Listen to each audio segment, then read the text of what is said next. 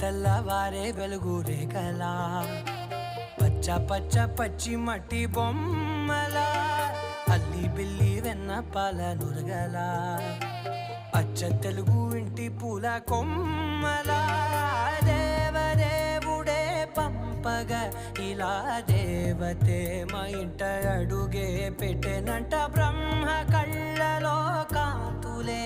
మా అమ్మలా మా కోసం మళ్ళీ లాలి పాడేనంట.